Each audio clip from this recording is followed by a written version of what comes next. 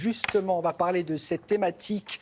Il est 8h13 avec votre invité Maïa. Vous rejoignez le docteur Adel Louafi, chirurgien plasticien et esthétique et secrétaire général de la SNCPRE. C'est le syndicat national de chirurgie plastique, reconstructrice et esthétique. Bonjour Adel Louafi. Bonjour. Merci d'être avec nous ce matin. Votre syndicat est à l'origine d'une tribune publiée dans Le Parisien cette semaine, signée par 200 de vos confrères. Texte dans lequel vous alertez sur les dangers de ces injections illégales d'acide hyaluronique pour combler les rides, augmenter le volume des lèvres, des fesses, etc. Diriez-vous qu'il y a une forme d'épidémie d'injections illégales en ce moment ? Exactement, le terme est très bien choisi et il se trouve que cette épidémie a fait suite à la pandémie. C'est-à-dire que c'est arrivé juste après le confinement, on a vu une explosion des injections illégales. Qu'est-ce que c'est qu'une injection illégale ? C'est une injection d'acide hyaluronique ou de produit de comblement qui est faite par quelqu'un qui n'est pas chirurgien esthétique, qui n'est pas médecin. Pourquoi ça pose problème ? Parce que quand on injecte dans un visage, il y a des vaisseaux, il y a des artères, il y a des nerfs. Si on ne connaît pas l'anatomie, ce qui est le cas de ces injectrices illégales qui peuvent être des coiffeuses, des masseuses, des esthéticiennes, des prothésistes ongulaires, des personnes sans aucune qualification, des particuliers.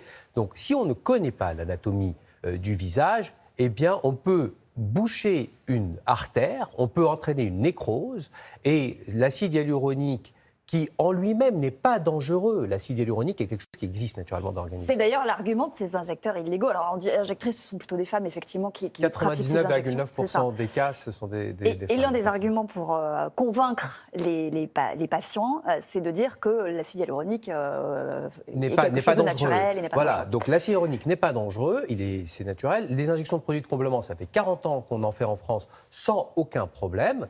Mais effectivement, c'est la technique d'injection qui est dangereuse. C'est-à-dire que si on ne connaît pas, donc encore une fois, les artères et les nerfs, si on injecte dans une artère, on bouche l'artère, ça fait une nécrose. C'est ça. On va parler des conséquences que vous croisez dans votre cabinet. D'abord, est-ce qu'on a une idée aujourd'hui du nombre d'injectrices illégales en France ? On les estime à plusieurs centaines. Pour vous donner une idée, j'ai fait hier un test. J'ai tapé Russian Lips Paris. Russian Lips, c'est une technique d'injection des lèvres sur Instagram. J'ai fait la même chose et c'est effarant. C'est effrayant, effectivement. Les 20 premiers comptes qui sortent sur Instagram sont des comptes de fake injectors. J'en appelle d'ailleurs à la responsabilité des directions générales de ces plateformes Snapchat, Instagram, TikTok pour mettre en place des algorithmes qui empêchent ces fake injectors de proposer leurs services. Qui sont les clients ou victimes de ces injectrices ? Les clients et à la fois victimes, effectivement, ce sont essentiellement des jeunes femmes.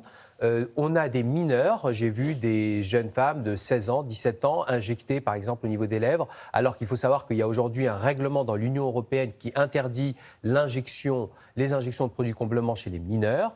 Il y a et c'est des jeunes femmes, on va dire jusqu'à 25 ans, mais il y a parfois des femmes ou des hommes qui ont 30 ans, 35 ans, j'ai vu même 40 ans, des personnes qui se sont faites avoir littéralement par ces charlatans. Qu'est-ce qui les attire ? Le prix ? Le prix, évidemment, une injection d'acide hyaluronique par un charlatan, c'est une fake injectrice, c'est 150 € en moyenne.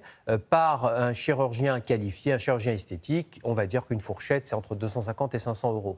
Il y a le prix. Est-ce qu'il y a aussi des gestes que ces injectrices acceptent que vous refuseriez ? C'est-à-dire combler au-delà d'une limite que vous fixeriez ? Bien sûr. J'ai vu des patientes injectées de quantités qui sont astronomiques. Par exemple, sur les lèvres, hier, je discutais avec une jeune femme qui avait eu 4 millilitres sur les lèvres. Ça fait 15 ans que je fais des injections d'acide hyaluronique. J'ai jamais injecté une telle quantité. On injecte 1 millilitre, parfois 2, mais jamais 4 millilitres en une séance. C'est délirant. Ça comporte des risques dont on va parler. Vous le disiez, en tapant injection hyaluronique sur les réseaux sociaux aujourd'hui, on tombe sur des sites, mais il y a même des cabinets. Enfin, ça a l'air d'être des endroits qui sont tout à fait légaux.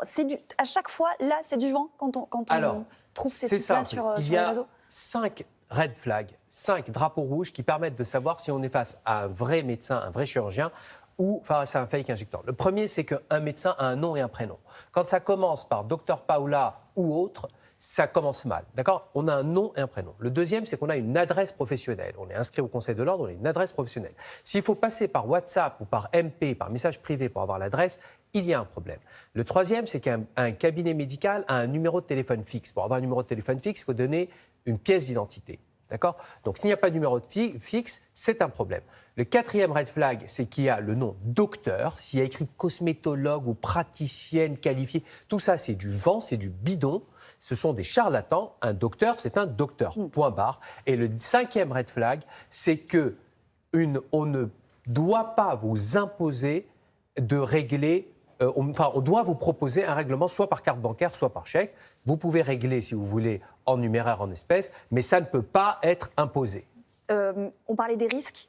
Quels sont les risques aujourd'hui? Qu'est-ce que vous voyez, vous, dans votre cabinet? Alors, on voit des complications gravissimes. Moi, j'en ai vu au cabinet. J'ai vu des jeunes filles qui ont eu des nécroses au niveau du nez. Une nécrose, c'est une gangrène. C'est la peau qui est infectée, qui est nécrosée, qui devient noire. On a été obligé d'amputer certaines jeunes femmes. C'est de ça dont on parle. Des jeunes femmes, on a dû les amputer d'un morceau de nez, d'un morceau de lèvre. Il y a eu des jeunes femmes pour lesquelles on a dû faire des greffes de face. Je ne sais pas si vous vous rendez compte de la gravité de la chose. C'est comme des grands brûlés, comme si on avait reçu une marmite d'huile bouillante sur la face. C'est délirant d'en arriver là. On a vu des infections, on a vu aussi des infections hépatite C en tout cas, par des réutilisations d'aiguilles et de seringues. Aujourd'hui, l'acide hyaluronique injectable, moi, demain, je peux en commander, je peux en recevoir. Vous pouvez aller à la pharmacie du coin en prendre, et vous pouvez prendre le matériel du parfait clandestin. Vous repartir avec vos 10 boîtes d'acide hyaluronique sous le bras, ou vous pouvez l'acheter en ligne. Et donc, ça veut dire que ça va plus loin. Je peux aussi, moi, en regardant des tutos, injecter. Vous pouvez regarder des pseudo-tutos en ligne et vous faire des auto-injections, ce qui, là aussi, génère des catastrophes. Et on en reçoit au cabinet, dans les urgences des hôpitaux publics. Vous demandez quoi aujourd'hui ? On veut l'interdiction de la vente libre de l'acide hyaluronique en France. On ne veut même pas que ce soit délivré sur ordonnance. Il n'y a aucune raison qu'un patient aille acheter des seringues d'acide hyaluronique en pharmacie pour les ramener au chirurgien esthétique. C'est au chirurgien esthétique d'acheter ces produits. Il faut que ces produits soient délivrés à son cabinet et c'est comme ça que ça doit se faire et pas autrement. Merci beaucoup, docteur, d'avoir été avec nous ce matin. Merci à tous les deux.